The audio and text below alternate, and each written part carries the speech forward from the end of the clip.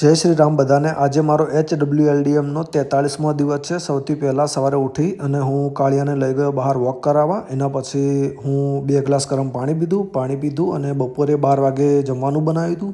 તો કોબીજનું શાક અને વટોણા મિક્સ એન્ડ મગનું શાક અને રોટી છાશ ખાઈ લીધું.